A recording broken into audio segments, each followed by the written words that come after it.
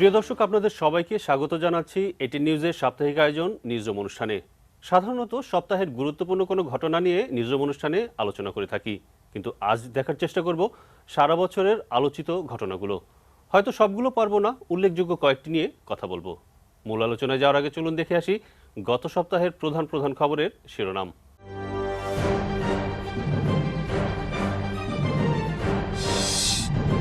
দুর্বৃত্তদের গুলিতে গাইবান্ধার সাংসদ লিটন খুন।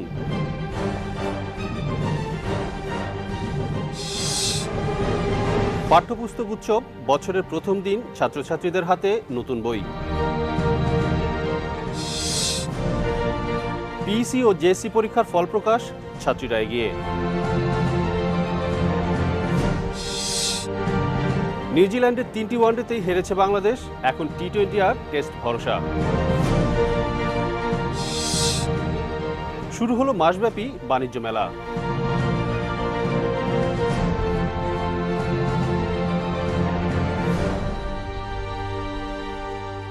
ঘটনাবহুল 2016 সাল নিয়ে আলোচনা করতে আজ আমাদের মাঝে আছেন ইত্তেফাকের সিনিয়র সাংবাদিক, বিজনেস এডিটর, বিশেষ প্রতিনিধি জামাল উদ্দিন। জামাল ভাই, আপনাকে স্বাগত জানাচ্ছি আমাদের এই নিউজরুম অনুষ্ঠানে। আজকে আসলে আমরা 2016 সালের ঘটনাবহুল যে বিষয়গুলো আছে সেগুলো নিয়ে একটু আলোচনা করার চেষ্টা করব। সবগুলো বিষয় নিয়ে আলোচনা করা সম্ভব নয়, কয়েকটি বিষয় নিয়ে আসলে গুরুত্বপূর্ণ বা উল্লেখযোগ্য কয়েকটি বিষয় নিয়ে আলোচনা করতে চাই। তো প্রথমে আলোচনা করতে চাই জামাল ভাই, গত 1 জুলাই গুলশানের হলি আর্টিজান রেস্তোরাঁয় জঙ্গি হামলার এবং তার পরবর্তীতে যে ঘটনাগুলো ঘটেছে, বিভিন্ন পদক্ষেপ নেওয়া হয়েছে জঙ্গিবাদ প্রতিরোধে, সেই বিষয়টি নিয়ে সেটা যদি আমি বলি যে অনেক দিন পরে, প্রায় 10-12 বছর পরে জঙ্গিদের এরকম উত্থান, সেটা কেন এবং এই প্রতিরোধে আসলে সাফল্যটা কতটুকু? আসলে গত বছর যে জঙ্গি হামলার ঘটনাটা আমরা দেখলাম যে এমন একটি দিনে ঘটলো যখন আমরা একটা নতুন অর্থ বছরের দিকে আমরা যাচ্ছি। আমাদের একটি ফিসক্যাল পলিসি অ্যানাউন্সমেন্ট হয়েছিল এবং এটা কার্যকর হবে। সেই সময় আমাদের এখানে এই ধরনের একটি হামলা, এটা আমাদের রাজনীতি এবং অর্থনৈতিক ক্ষেত্রে একটি বড় ধরনের আমাদের বিপাকে ফেলে দিয়েছিল। আমি বলবো এটা বহির্বিশ্ব আমাদের জন্য একটা বড় ইমেজ ক্রাইসিস দেখা দিয়েছে। যে এই ধরনের হামলা, বিশেষ করে এখন বিশ্ব প্রেক্ষাপটটা যদি আমরা বিবেচনা করি, বিশ্বে মুসলিম দেশগুলোর প্রতি এক ধরনের নজরদারি রয়েছে এবং মুসলিম দেশগুলো সমস্যা সংকুল অবস্থায় রয়েছে, সব জায়গায় যুদ্ধ বিগ্রহ চলছে। তো এই অবস্থায় বাংলাদেশের মতো একটি দেশ, এবং বলা হয় বাংলাদেশ মডারেট মুসলিম কান্ট্রি, সেই হিসাবে বাংলাদেশে যদি এই জঙ্গির হামলা হয় বা জঙ্গিদের অস্তিত্ব খুঁজে পাওয়া যায়, সেটা আমাদের জন্য একটা বড় ধরনের নেতিবাচক দিক বিশ্বে। তো আমি মনে করি যে সেই হিসাবে আমরা যে হামলাটা হয়েছিল এটা আমাদের জন্য খুবই লজ্জাজনক ছিল এবং একটা বহির্বিশ্বে একটা বিশাল একটা নেগেটিভ সিগন্যাল আমরা এটা এই শো করেছিল। এবং ঘটনাটা বেশ উদ্বেগের ছিল। উদ্বেগের তো অবশ্যই ছিল সব দিক থেকে। নিরাপত্তা ইস্যু, জাতীয় নিরাপত্তা ইস্যুর বিষয়টি এখানে জড়িত ছিল, দেশের অর্থনীতি, দেশের রাজনীতি, সব বিষয়গুলো এখানে জড়িত ছিল। এবং এই ধরনের একটা প্রেক্ষাপট অনেক সময় বিভিন্ন বড় বড় দেশগুলো অনেক সময় একটা প্রেক্ষাপট তৈরির জন্য এই ধরনের কার্যক্রম করে থাকে এবং আমরা মনে করি যে এর পিছনে কোনো না কোনো ইন্ধন ছিল। তো বাংলাদেশকে একটি জঙ্গি রাষ্ট্র বানানোর একটা পায়তারা, দেশীয় এবং আন্তর্জাতিক একটি ষড়যন্ত্রের অংশ ছিল এই হামলাটা। এবং 1 জুলাই ঠিক কয়েকদিন পরেই হচ্ছে আপনার ওই ঈদের জামাতে শোলাকিয়া একটা হামলার প্রচেষ্টা ছিল। তো এই যে বিষয়গুলো একটু টার্গেট করে এই দেশটাকে অস্থির করার জন্য একটা এই পরিকল্পনা। কিন্তু আমি অবশ্যই আমাদের আইনশৃঙ্খলা বাহিনী এবং আমাদের সরকারকে ধন্যবাদ জানাবো যে খুবই সাফল্যের সঙ্গে এই ষড়যন্ত্রটা মোকাবেলা করতে সক্ষম হয়েছে। এখন পর্যন্ত অভিযানগুলো খুবই সফল হচ্ছে এবং আমরা মোটামুটি জঙ্গি এটা রোধ করার যে উদ্যোগ এবং রোধ করা সম্ভব হয়েছে বলে আমি মনে করি। এবং সরকারের এই উদ্যোগ, আপনি জানেন কাউন্টার টেরোরিজম ইউনিট সহ বিভিন্ন আমাদের নতুন ইউনিট গঠন করা হয়েছে এবং যারা আরও অন্যান্য সরকারের যারা বাহিনী রয়েছে আমাদের আইনশৃঙ্খলা রক্ষার্থে এবং দেশীয় নিরাপত্তার কাজে যারা জড়িত রয়েছে, যেসব বাহিনী সবাই খুবই সোচ্চার এবং খুব সিনসিয়ারলি কাজ করছে জঙ্গি দমন করার জন্য। এবং আমি মনে করি বাংলাদেশ অবশ্যই জঙ্গি দমনে সফল হয়েছে এবং ভবিষ্যতে বাংলাদেশকে আসলে যারাই চেষ্টা করুক এটা জঙ্গিবাদী রাষ্ট্র হিসাবে কখনোই প্রতিষ্ঠা করতে পারবে না। কারণ বাংলাদেশের মানুষ, আমরা অবশ্যই মুসলমান, অবশ্যই কিন্তু মডারেট মুসলমান এবং আমরা সবাই অসাম্প্রদায়িক লোক।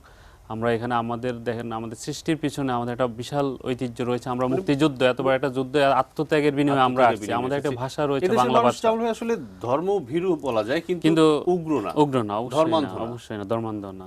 অর্থনীতির দিক দিয়ে বাংলাদেশ এবছর বেশ ভালো করেছে, যেহেতু রাজনৈতিক পরিস্থিতি ভালো ছিল। সব দিক দিয়ে বলা যায় যে অর্থনৈতিক অবস্থা ভালো ছিল, আপনার প্রবৃদ্ধি ভালো হয়েছে এবং আরো ভালো হবে। কিন্তু চীনের প্রেসিডেন্ট বাংলাদেশ সফর করে গেল, বিশাল বিনিয়োগ আসছে বাংলাদেশে। কিন্তু এর বাইরেও আরেকটি ঘটনা ছিল যেটা বাংলাদেশের জন্য উদ্বেগজনক, সেটি হচ্ছে বাংলাদেশ ব্যাংকের রিজার্ভ চুরির ঘটনা। তো এই রিজার্ভ চুরি, চীনের প্রেসিডেন্টের বাংলাদেশ সফর, সবকিছু মিলে এই গেল বছর 2016 সাল অর্থনৈতিক অবস্থা কেমন ছিল এবং 2017 সাল কতটুকু আশাবাদী আমরা অর্থনৈতিক অবস্থা আসলে নিয়ে? আমাদের যে যে সাইবার আক্রমণের শিকার হয়েছিল আমাদের রিজার্ভ চুরির যে ঘটনাটা, এটা বিশ্বজুড়ে বিভিন্ন জায়গায় হচ্ছে এবং অন্যান্য সেন্ট্রাল ব্যাংকে অন্যান্য দেশেও আমরা এই ধরনের হামলার খবর আমরা পেয়েছি, যারা চেষ্টা করা হয়েছিল। তো বাংলাদেশ যেহেতু আমরা উন্নয়নশীল দেশ, আমরা মধ্য আয়ের দেশে যাচ্ছি, আপনি দেখবেন যে গত এক বছরের তুলনায় 2016 সালে আমাদের এরকম শেষ দিকে আমরা রিজার্ভ ছিল 2016 শেষ করেছি আমরা $32 বিলিয়ন, অথচ 2015 সালে এটা ছিল $27 বিলিয়ন, মানে $5 বিলিয়ন রিজার্ভ আমাদের যোগ হয়েছে। অনেক অনেক, এবং আমরা আশা করি সামনেও আরও বাড়বে। তো এই যে আমাদের রিজার্ভ, এক সময় আমাদের রিজার্ভ ছিল $100 বিলিয়ন এরকম, 100 কোটি ডলার এরকম। তো সেই অর্থে বলা হতো যে 3 মাসের আমরা আমাদের ইম্পোর্ট যে বিল সেটাও আমরা দিতে পারবো না। তো সেই জায়গা থেকে আমরা রিজার্ভ দিয়ে হচ্ছে বন্ড ছাড়ার উদ্যোগ এখন বন্ড নিচ্ছি। ছাড়া, এবং এই রিজার্ভকে আমরা এখন উৎপাদনশীল খাতে বিনিয়োগের একটা নীতি হচ্ছে, নীতিমালা হচ্ছে, নীতিমালা সরকার কাজ হচ্ছে, করছে। তো এই কিছুদিন যে আগে এত অর্থমন্ত্রী বড় একটা আমরা এই যে সঞ্চয়, আমাদের যে সমৃদ্ধি বা আমাদের অর্জন রিজার্ভের, এই অর্জনটার পিছনে আমাদের এক্সপোর্ট, আমাদের প্রবাসী বাঙালিদের একটা অবদান রয়েছে। তো এই অবদানটাকে আমি মনে করি একটা সাইবার গ্রুপ হামলা করে এটা রিজার্ভটা চুরি করেছে, এবং সেখানেও এটা হতেই পারে যে এই চুরিটা, আমি মনে করি এটাকে আমি সাপোর্ট করছি না, কিন্তু এই যেহেতু একটা চুরি হয়ে গেছে, এটা আমাদের ভবিষ্যতে নিশ্চয়ই আমরা ভবিষ্যতে আরো এই ধরনের সতর্ক হবে না। হব। এবং এটা আসলে শুধুমাত্র আমাদের দেশেরই না, যেহেতু এটা একটা নেটওয়ার্কের ব্যাপার, এটা নেটওয়ার্কে বাইরের ওরা ঢুকে পড়েছে এবং ঢুকে সিস্টেমের মাধ্যমে এই কাজটা করেছে। 2016 সালে বড় দুই দল আওয়ামী লীগ এবং বিএনপির কাউন্সিল অনুষ্ঠিত হয়েছে, আমরা দেখেছি, এবং আওয়ামী লীগের কাউন্সিল বেশ জাঁকজমকপূর্ণ জাঁকজমকভাবে কাউন্সিল হয়েছে, যদি বিএনপিটা মোটামুটি সাদামাটা হয়েছে এবং তাদের কমিটিটাও সাদামাটা। বলা যায় যে সবাই মোটামুটি বুঝতে পেরেছিল কি হবে। এটা আসলে আওয়ামী লীগ তো আওয়ামী একটা লীগের বড় কাউন্সিলে কিন্তু একটা চমক ছিল, সাধারণ একটা সম্পাদক বড়। হিসেবে সৈয়দ Right. ওবায়দুল ওবায়দুল কাদেরের আসাটা। চলে আসাটা। তো সব মিলিয়ে এদেশ এই গত এই 2016 সালের রাজনৈতিক অবস্থাটা কেমন দেখছেন, 2017টা কেমন যাবে মনে হয়? আরেকটি বিষয় এখানে বলে রাখি যে 2016 সালের শেষ পর্যায়ে এসে নারায়ণগঞ্জ সিটি কর্পোরেশন নির্বাচন সেটি কিন্তু বেশ ইতিবাচক একটি সিগন্যাল রাজনীতির জন্য। হ্যাঁ, এটা ঠিকই যে আমরা দুটি বড় দলেরই কাউন্সিল দেখেছিলাম। একটা বিষয় যে জাঁকজমকের যে বিষয়টা হয়, এটা আসলে যখন কোনো দল সরকারে থাকে ক্ষমতায় তখন থাকে। একটু তার স্বাভাবিক একটু জাঁকজমক বেশি হয় বিরোধী দলে থাকলে। আর দ্বিতীয়ত আওয়ামী লীগের বিষয়টা একটু ভিন্ন, এই জন্য যে আওয়ামী লীগ একটা তৃণমূল থেকে আসা একটা সংগঠন, একটা দীর্ঘ তার এত বছরের একটা সংগঠন। তো তার যে কর্মী বাহিনী রয়েছে, তার এটা স্বতঃস্ফূর্ততা একটু অন্যরকম। আর বিএনপি যেহেতু তার ক্ষমতায় থেকে একটু দূরে আছে, দলকে সংগঠন করতে পারে নাই, সে কারণে তাদের সমাবেশটা ওইভাবে হয়নি কাউন্সিলটা।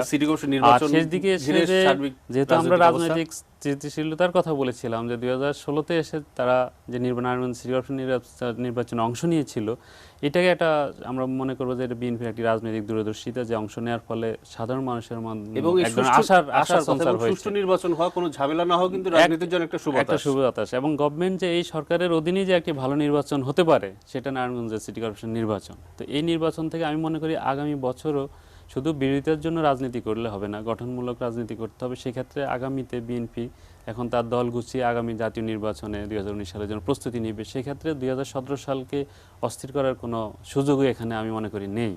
সেটা বিএনপি কিন্তু নারায়ণগঞ্জ সিটি কর্পোরেশন নির্বাচন ওই অর্থে প্রত্যাখ্যান করেনি না, কারণ বিভিন্ন অনিয়মের অভিযোগ করেছে, কিন্তু সেটা হয়তো কথার অর্থে কথা প্রত্যাখ্যান করার সুযোগ নেই। আসলে এত সাদামাটা এত সুন্দরভাবে একটা শান্তিপূর্ণ ভোট হয়েছে, এখানে প্রত্যাখ্যান করার কোনো সুযোগ নেই।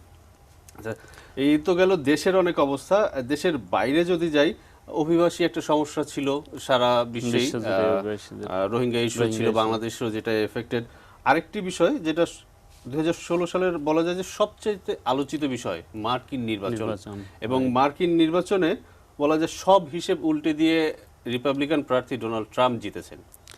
এটা ট্রাম্পের অবশ্যই সৌভাগ্য এবং কপাল। আসলে অনেকেই ধারণাই করতে পারেনি ট্রাম্প জিতবে।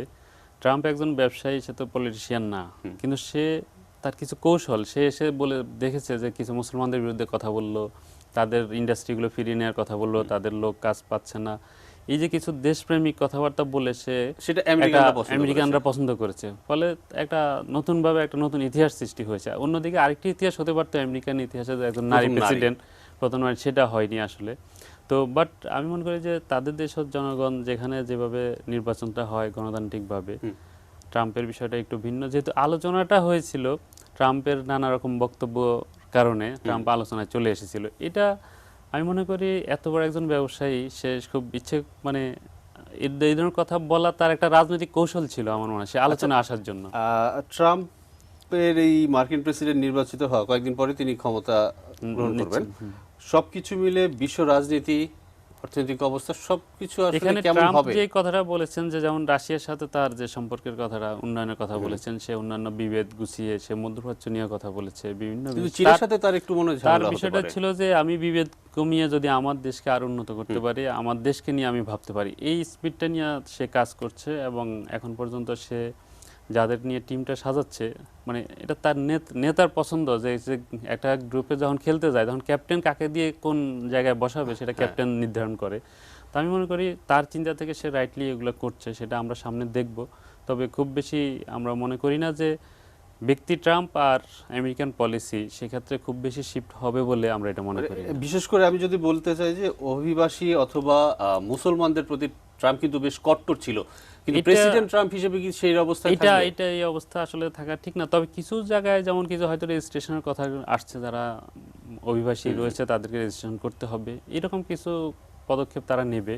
কিন্তু নির্বাচনের আগে ট্রাম্প যে কথাগুলো বলেছিল মুসলমানদের ব্যাপারে, প্রেসিডেন্ট হওয়ার পর একবারেই ওটা একটা রাষ্ট্র স্টেটের একটা পলিসি থাকে, আর তার পার্সোনাল পলিসি, তার নির্বাচনে জেতার জন্য একটা নির্বাচনী কৌশল ছিল, সেটা একটু ভিন্ন। কিন্তু ওই পলিসি, একটা রাষ্ট্রের পলিসি কিন্তু সহজে চেঞ্জ হবে না, রাইট।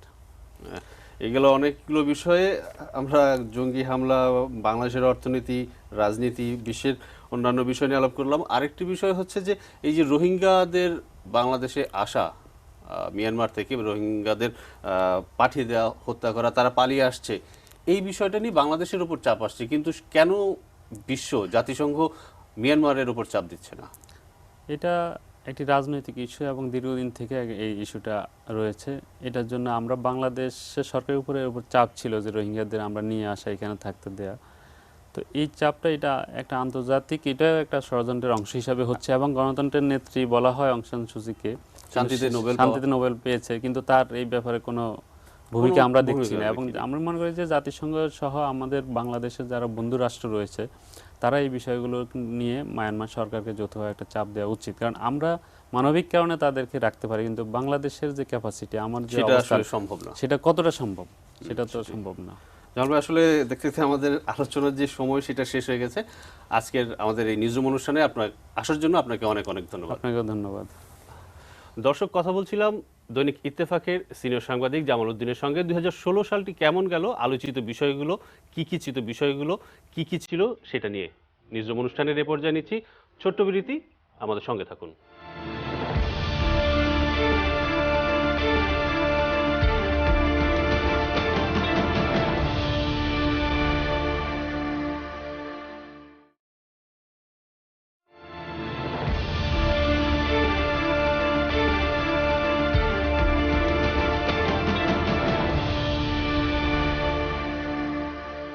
বিরতির পর আপনাদের আবার স্বাগত জানাচ্ছি নিউজরুম অনুষ্ঠানে।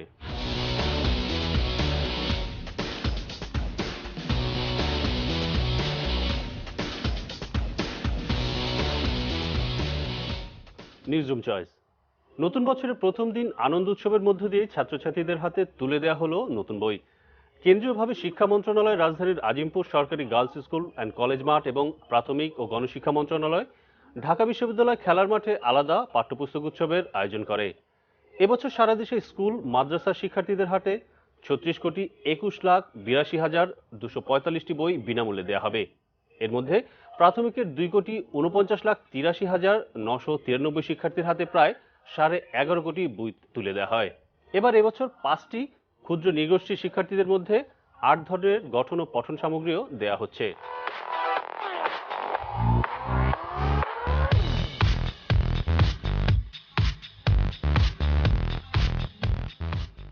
Magazine corner. ইংরেজি নতুন 2017 সালকে প্রথমেই বরণ করে নেয় নিউজিল্যান্ড ও অস্ট্রেলিয়া।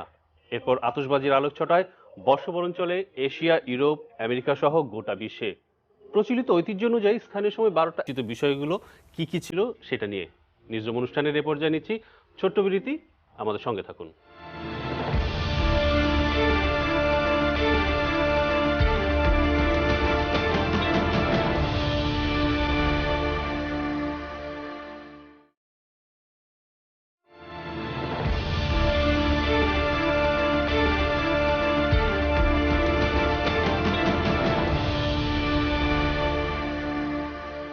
বিরতির পর আপনাদের আবার স্বাগত জানাচ্ছি নিউজরুম অনুষ্ঠানে।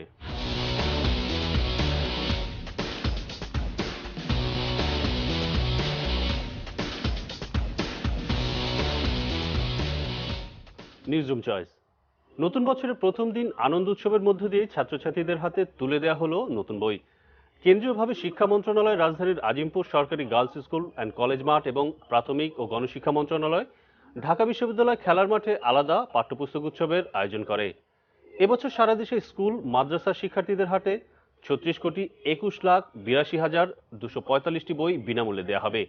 এর মধ্যে প্রাথমিকের 2,49,83,993 শিক্ষার্থীর হাতে প্রায় 11.5 কোটি বই তুলে দেওয়া হয়।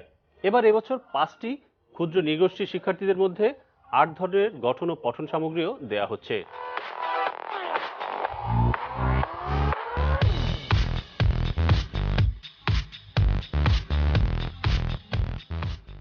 Magazine corner. ইংরেজি নতুন 2017 সালকে প্রথমেই বরণ করে নেয় নিউজিল্যান্ড ও অস্ট্রেলিয়া। এরপর আতশবাজির আলোক ছটায় বর্ষবরণ চলে এশিয়া, ইউরোপ, আমেরিকা সহ গোটা বিশ্বে। প্রচলিত ঐতিহ্য অনুযায়ী স্থানীয় সময় 12টা 1 মিনিটে দেশে দেশে উৎসবমুখর হয়ে ওঠে পুরনো বছরকে বিদায় জানিয়ে নববর্ষ বরণের আয়োজন। আজকের ম্যাগাজিন কর্নারে আমরা দেখব সেই আয়োজনের কিছু অংশ।